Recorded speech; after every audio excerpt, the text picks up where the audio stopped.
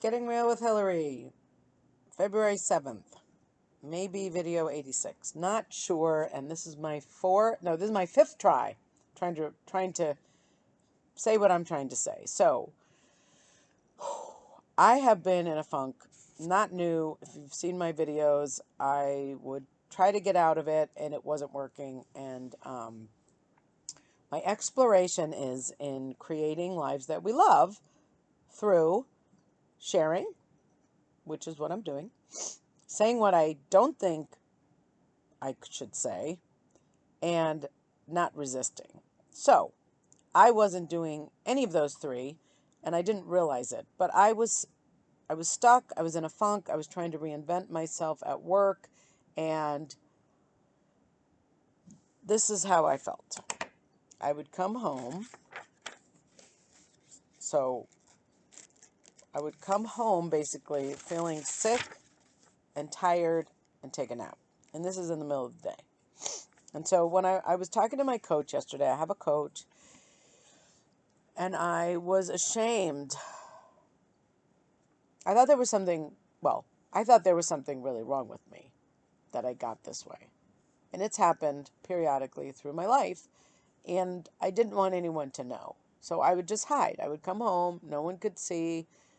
I remember when I used to work, some days I would stay home because I didn't want anyone to know. I was ashamed. And I didn't know what to do. So I just didn't tell anyone. So yesterday I told my coach, and I just started making a list of how I get. So here's the list. I'll put it here so I don't have to look away. I would doubt myself, call myself really bad names, invalidate everything I did, question everything I did, insult myself. I was exhausted, in pain, had a negative outlook on life, resigned about anything ever being different, hopeless, powerless, and tired. For real. And I didn't want anyone to know that I got that way. So, when I started talking about it, I could see, well, my coach, he's not a therapist, he just listens, and he said, I was begging for an answer, like, how do I fix this? Help me. And he's just like, well, what else can you see? Okay, my nose runs when I start crying. This is my fifth video. The first one, the phone rang. The second one, I didn't have tissues. The third one just sucked. And the fourth one, I didn't have my lipstick on. So here we are, number 5. Okay, with the nose running. So when I looked, I could see that that's how I get when I'm disappointed.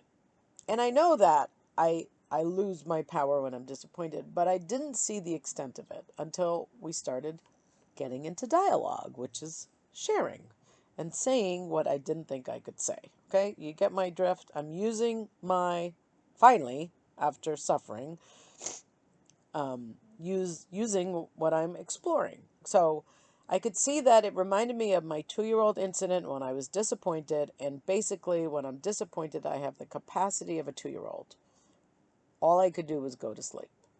2-year-olds can't do much. Their brains aren't that developed. So by identifying all these things, I got to kind of, as the 3 laws of performance say, when it's still unsaid, it seems like the truth. But once you say it out here, it's like you can look at it. It's not you anymore. It's separate. And now I could see, wow, okay, I named those things that way. The tail of invalidation. TAIL, kind of like the tail, cut the tail. That's all I'll say about that. Or TALE, like that's my story of invalidation, right? I couldn't go to the concert when I was 2, so there was something wrong with me. Same thing, lots of years later, still telling the same darn tale. But by finally talking about this thing that I was so ashamed of, I can be separate from it, and it's not me anymore. And it's just the tale of invalidation. That's what happens when I get disappointed. Nothing's wrong. I'm human.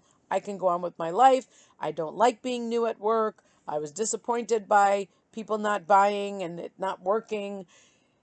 And that's it. I was just disappointed. I wanted to be better, faster, and I wasn't. And I don't like sucking. I hate it. I hate failing. And too effing bad. That's life. And today I woke up with my power back. And I don't have the pain. The pain is gone and I'm not tired. I didn't even think of taking a nap today. So isn't that amazing? Just by getting into dialogue. So that's what I'm exploring, folks. My vision is that we can all say whatever we think we can't say to create affinity, to create lives we love, to have everyone belong, everyone feel loved, everyone know their greatness, and no one has to kill themselves. And that's in honor of my friend Fran.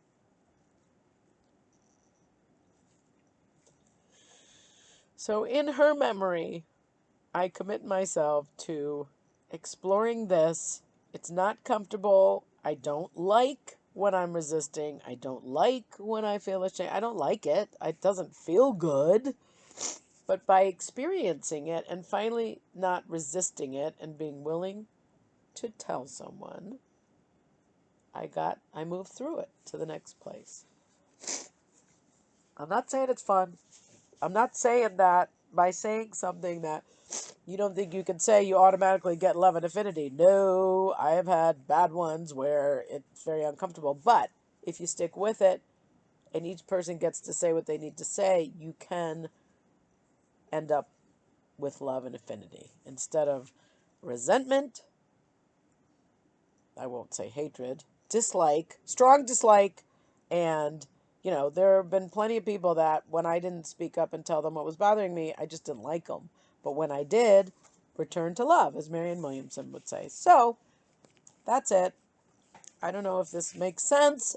I'm not going to record it again because I don't think it's getting any better. But that's what I have to say for today. So don't forget my book. I've sold 47. Whoop-de-doo! And I'm not questioning that I did it anymore. I did it. It's out there. People are reading my story. That's all part of this journey, this uncomfortable journey. Being vulnerable, as Brene Brown says, and putting it all out there because that's the movement that I'm starting or that I'm continuing and exploring and want to get out there. That people can all feel that way. Okay? Starting to repeat myself, creatinglifeouthere.com. Don't forget the book. If you like it, please, 5-star review because I think that's pretty cool. All right. Bye.